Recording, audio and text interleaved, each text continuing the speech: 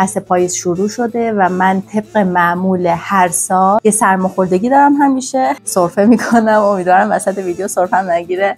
اصلا ازش نپرسیدم اسم چیه، از همینجا ازش میپرسم اسم چیه، بروخ بیا بنویس که اسم چیه. از دستش خیلی هرس میخوردم دیگه، خیلی هرس میخوردم. همش داشت سوتی میداد. دقیقاً بعد کشیدن این نقاشی خودکشی کرده. الان خیلی جذابه.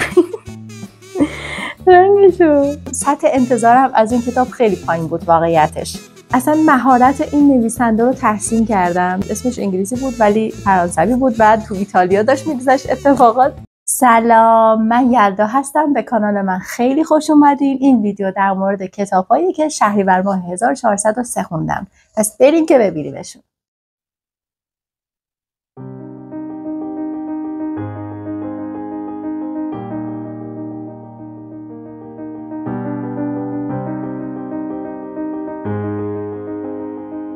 نیمه اول سال خیلی محبوب من تموم شده.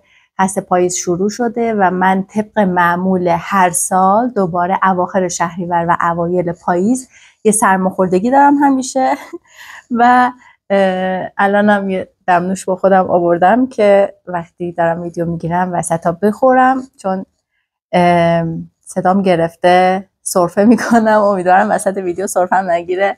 همیشه آخرای شهریور و آخرای اسفند من یه سرماخوردگی دارم. دلیلش هم اینه که چون فصل سرما رو اصلا دوست ندارم.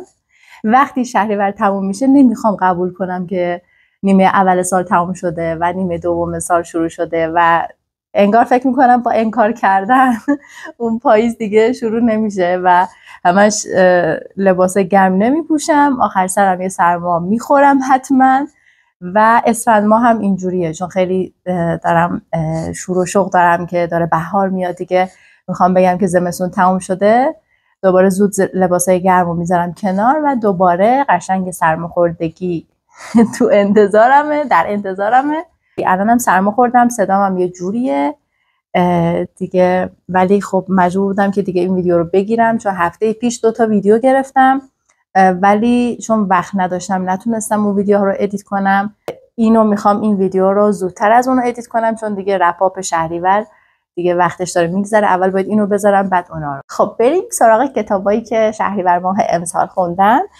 اول میخوام از این عزیز دلم شروع کنم که خیلی دوستش داشتم. عشق من بود این کتاب. در طول ماه کلا با من بود. از اول ماه شروعش کردم.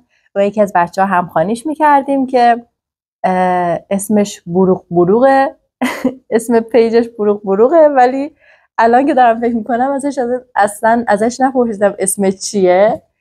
از همینجا ازش میپرسم اسم چیه، بروغ بیا بنویس که اسم چیه. و با هم دیگه میخوندیم هر هفته، آخر هفته با هم دیگه صحبت میکردیم در مورد چیزایی که خوندیم. همینطور که میدونین این کتاب در مورد زندگی ون گوگه، ونسان ون گوگ که یک نقاش هلندی بود و نقاشیش هم خیلی معروفه. همین نقاشیه که پشت کتاب میبینی خودش خیلی معروفه. من واقعا عاشق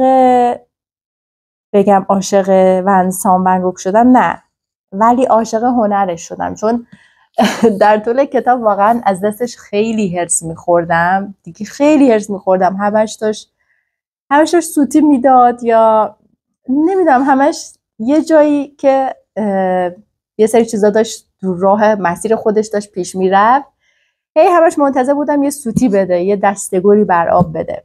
زندگیش پر از درد و رنج بوده و یکم شخصیتش خیلی نورمال نبوده تو جامعه و کارهای عجیب و غریبی میکرده، با روابط، با عشقایی که تجربه کرده بود، با رفتارش، با نقاشی‌هایی که میکشید. کلاً سبکش کلاً خیلی متفاوت‌تر از آدمای دیگه بود. اون موقعی که داشت زندگی میکرد خیلی از آدما خیلی دوست نداشتن باش ارتباط بگیرن.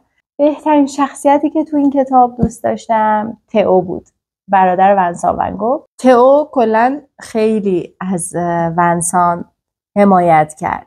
جالبه که بعد خوندن این کتاب شروع کردم زندگی نامه ون گوگ رو تو پادکست رخ گوش میدم. 3 تا اپیزوده و من الان نصف دومیشو تا نصف اپیزود دوم رسیدم و خیلی جالبه که بعد خوندن کتاب، چون رفتم سمت اون اپیزودا، خیلی برام جذابه. عین کتاب داره پیش میره ولی خب یک جورایی بعضی جاها یک جایی کم یا بیشتر، ولی خیلی شبیه کتابشه و پادکستش هم که دارم گوش میدم همونقدر برام جذابه مثل کتابش. من موقعی که این کتاب رو داشتم میخوندم فقط به این فکر میکردم که کاش یک فیلم، که نه فیلم خیلی کم میشه، ولی لاغر یه مینی سریالی از زندگی ونسان برگوک بسازم. واقعا خیلی فکر کنم جذاب میشه و اولین آدمی هم که اون سریال رو حتما باید ببینمش. خیلی تعجب کردم که چجوری شده یک سریال یا مینی سریالی یا یه همچین چیزی درست نکردن. اگر شما اطلاعاتی دارین، اگر همچین چیزی هست به من بگین، ولی فکر میکنم نیست، چون اگر بود فکر میکنم خیلی از آدم ها اطلاع داشتن از این، ولی اگر هست و من نمیدونم لطفا به من بگین، تو خیلی مشتاقم که اگر سریالی باشه اونو هم ببینم. آخرای کتاب شور زندگی یه سری نقاشی‌های معروف از ون گوگ رو گذاشته. مثلا این اثرش خیلی معروفه، چون ون گوگ این نقاشی رو که کشیده دقیقاً بعد کشیدن این نقاشی خودکشی کرده و بعد اون دیگه فوت کرده. اینا همشون نقاشی خیلی معروف این نقاش هستن که سبک جدیدی رو تو جهان اینا پایه‌ریزی کردن. ون گوگ و یه سری نقاشای دیگه که امپرسیونیست ها بودن اینا، که حالا اون بحثش خیلی جداست اینجا دیگه نمیخوام بگم. ولی این نقاشی ها، مثلا این شب پرستاره رو من خیلی خیلی دوست دارم. هر جایی این عکس رو میبینم خیلی احساس خوبی بهم دست میده. و نقاشی هایی از این قبیل. و اینجا هم قبر ونسان که کنار قبر برادرش توه و اینا بعضی از نقاشی هایی که با مداد کشیده. خیلی خوشگل بود این کتاب، خیلی دوستش داشتم. این دمنوشمون رو یکم بخوریم بریم چیزیه. دمنوش بومادرانه، بومادران یه همچین چیزیه. من پارسال اینو خریده بودم، یه جایی نوشته بود که برای سرماخوردگی خوبه. حالا خیلی اعتقادی به این چیزا ندارم. الان خیلی جذابه. من کلا دمنوش و چای و اینجور چیزا خیلی دوست دارم. الان خیلی جذابه. بابا رنگشو نگاه، خیلی خوشمزه است. قرمز رنگش خیلی خوشمزه است. بذار برم زیر نور یا کنیم ببین چقدر خوشمزه است. شو رنگشو.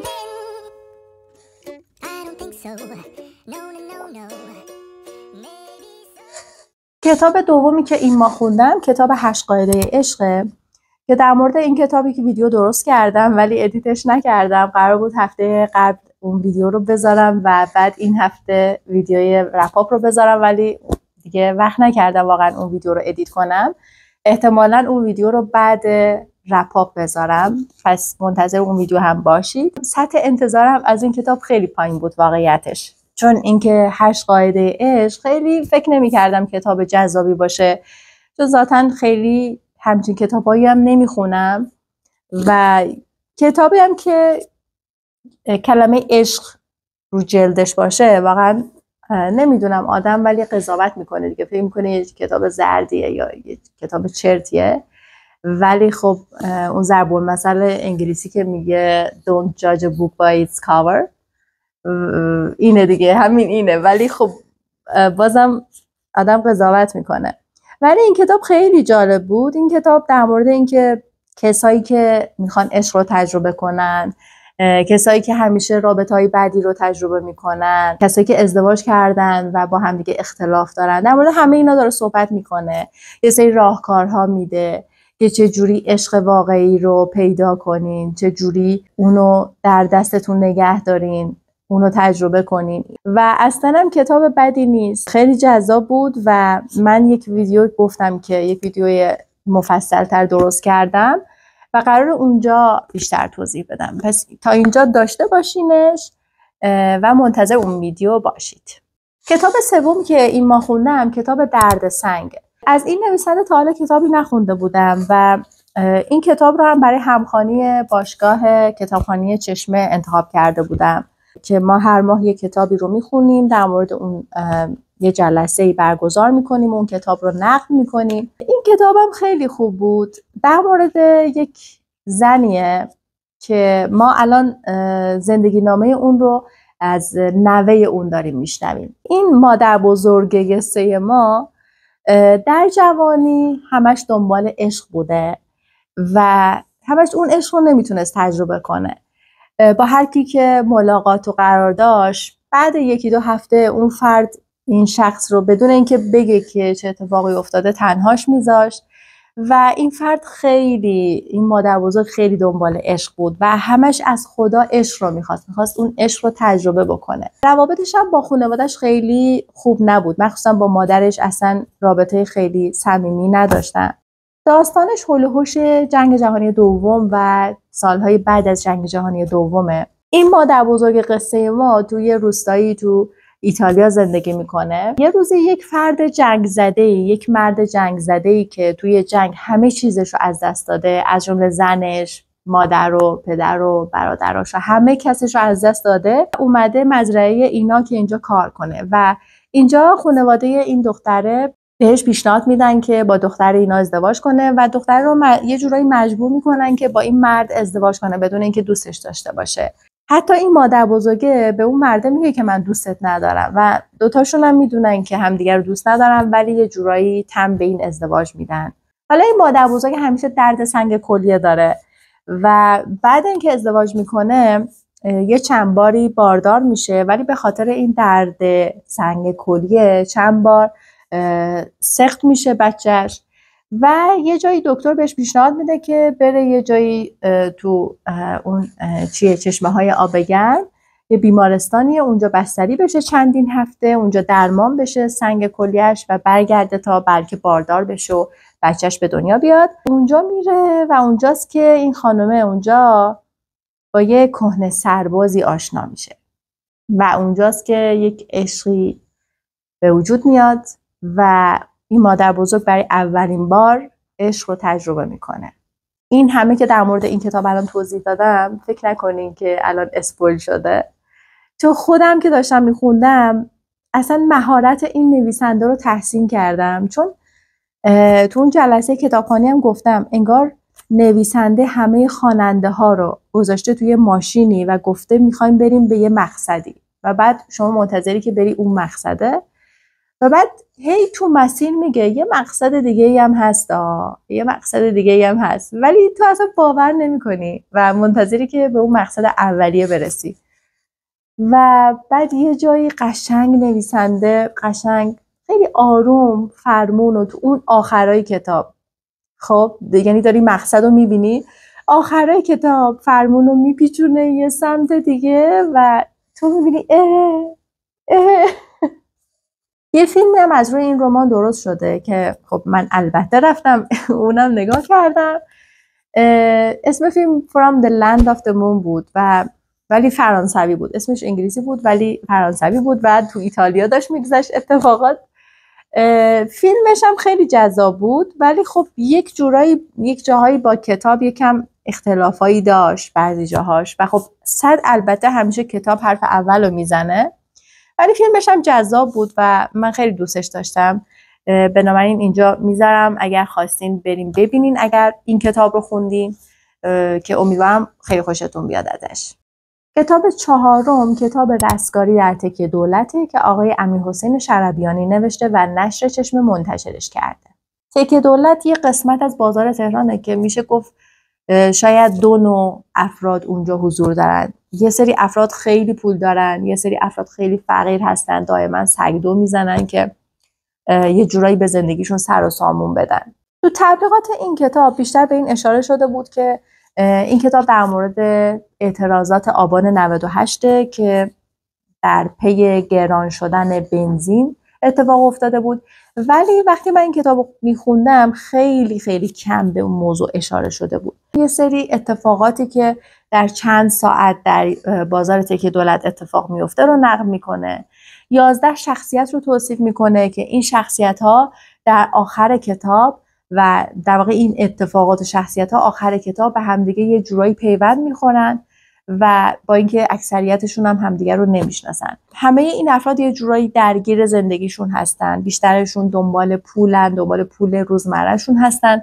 همینطور که گفتم اون اعتراضات آبان خیلی زیاد اینجا مطرح نیست، فقط یک اشاره های کوچیکی بهش شده. آخرین کتابی هم که این ما خوندم کتاب گفتگو با موسولینیه که امیل لودویگ نوشته، آقای مهدی تدیونی ترجمهش کرده و نشر پارسه منتشرش کرده. خب همینطور که میدونی موسولینی یکی از دیکتاتورهای مطرح تو جهان بوده که حتی قبل هیتلر هم در ایتالیا به قدرت رسیده و فاشیسم رو اونجا بنا گذاشته. آقای امیل لودویگ توی بازه زمانی مختلفی با موسولینی تو محل کارش مصاحبه هایی انجام داده و اونا رو جمع کرده توی این کتاب و یه سری سوالاتش خیلی جالبه و جالب‌ترین قسمت‌های این کتاب اون جاهایی بودن که نویسنده تلاش کرده با بعضی سوالات موسولینی رو عصبانی کنه یا یه جورایی اون آستانه تحملش رو بسنجه. این سوالاتش هم بیشتر در مورد مطرح کردن کمبود آزادی بیان و آزادی مطبوعات تو ایتالیاست که بعضی جاها واقعا تونسته عصبانی کنه موسولینی رو، ولی بیشتر جاها خیلی خونسرد جواب داده موسولینی بهش. خب اینم از کتابایی که شهریور ماه 1403 خوندم.